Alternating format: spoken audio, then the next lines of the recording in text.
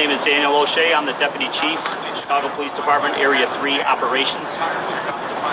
At approximately 16:37 hours today, right here in the 100 block of East Oak Street, we had 3 individuals shopping, 2 vehicles pulled up, 4 individuals exited those vehicles, 2 from each vehicle, and began firing at the individuals that were on the sidewalk outside of one of the stores here.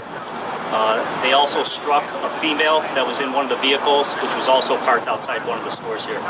Right now we have 1 male black, 26 years old, transported to Northwestern Hospital where he was deceased, pronounced deceased. We have 1 female black, 26 years old, who was also transported to a hospital. She's currently in serious condition, and we have an additional male black, 36 years old, also in serious condition at Northwestern Hospital. We have multiple active crime scenes behind me, as you can see. Our detectives are in the midst of recovering some video from a lot of the stores that may have captured the incident, and we're seeking out witnesses. If anybody has any witness, any information for the police department, we ask you to anonymously contact cpdtip.org. And I'll take a few questions. Do you have any description of the vehicles lost involved? Control of Chicago? Excuse me, the 2 vehicles. Do you have any idea what type of Has Lori Lutfoot lost control of Chicago?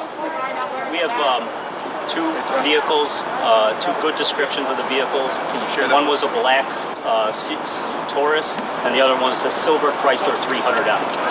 Both fled westbound on Oak Street from the scene. Do you have any Has Lori knowledge? Lutfoot lost control of Chicago? As a celebrity, do you have any knowledge of one of the people being shot? Being a celebrity? You guys want to move the take your cameras inside the yellow tape here, so we can have a civil conversation here. Thanks.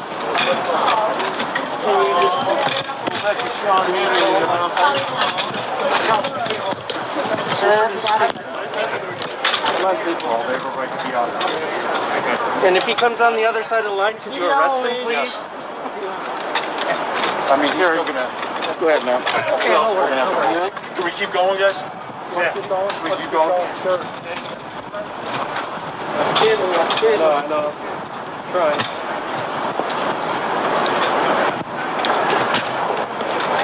Okay. We good? I think so. I mean, This is good for us. That's fine. Maybe we can move it a little bit. I just gotta go back to the recording out.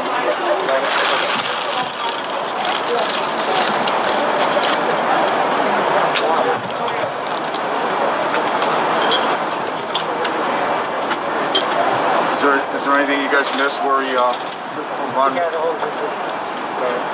from the top? No, just the vehicle From the description. first question. Yeah. Okay. Yep. Thank you for that. So the vehicle description, for those of you who missed it, one was a black Ford, newer model car, and the other one was a silver Chrysler 300. Both have fled westbound on Oak Street after the shooting. One is deceased, that's correct. Pardon me? The rapper. I'm not sure of a rapper.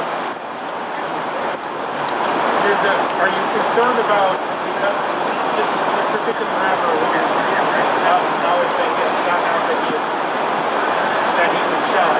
There's a scene over by Northwestern there. Are you concerned about safety of that?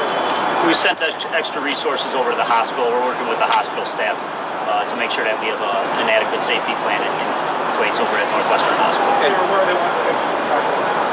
I'm aware that there's a crowd forming over there. I'm not sure if he's a rapper or what kind of a celebrity he is. Do you have any idea how many shots are the buddies involved? There was 4 separate shooters, so there's multiple shots. As you can see, there's multiple evidence markers behind me, but as far as the total number, we haven't gotten there yet. Can you just talk about how dangerous the situation was being, sort of later afternoon, busy, there was lots of people out and about? I mean, no, absolutely. We don't expect this type of activity in this neighborhood. Our officers were actually on the scene very quickly and rendered first aid. So this area is well policed, and this is just something that was specifically targeted for these individuals. You talk about well police, there's a lot of cameras right now. What do you need from the public and what are you reviewing right now? Well, we need anyone that has any information about who these individuals are that came down here to do this, and the victims, to contact our detective division. You know, we'll take every tip we can get. Could be the most minute thing, but it really helps our detectives out in putting the pieces of this puzzle together. Right now in your investigation, does it show that either of the 3 victims fired back at the 4 gunmen? No, that's still under investigation. The woman who was in the car, was she with the 3 people who were shopping? Were they all together? We're still trying to determine the relationship there as we speak. As a police officer, what goes through your mind when you see this kind of incidents happening over and over and over again? This early in the day in such a busy area. Yeah, well, you know, gun arrests in both this district and the district across south of the river, which is the Loop, are both significantly up. So our officers are out there doing their job day in and day out. And you know, to see this happen in the middle of the day is very, very disturbing. But we're going to continue to make good arrests and really put pressure on the other parts of the criminal justice system to hold these people accountable. Chief, I'm not sure if anyone asked you, but a witness told us that there was actually an original exchange down here, and 5 minutes later, there was being heard gunshots here, and then 45 minutes later, heard gunshots here. That's all under investigation right now. This is the scene behind me is where the victims were shot, so that's all we're aware of right now. Anyone not get a question in yet? Yes, officer. So, was it last Sunday an 82-year-old man was carjacked in Streeterville? Again, a broad daylight incident. The residents of this area, they don't expect this, but it's becoming more of a matter of life now. What advice do you have to the residents who live in this area? Should they not be walking out in broad daylight anymore? What do you recommend? No, I would recommend them to call 911 anytime they see anything suspicious. You know, we have our police deployed down here. We're actually bringing in extra resources with the new reorganization with our crisis intervention response team. So we're going to be redeploying our extra officers and extra patrols down here in the downtown area. And what do you attribute this to? Because I'm a Streeterville resident myself, and I've seen an increase, especially in the evening hours, of people who, you know, are not tourists and they're not from the neighborhood, but they also, you know, they're traveling maybe in 5 to 10 groups of 5 to 10, and they don't really look like they're here for a good time.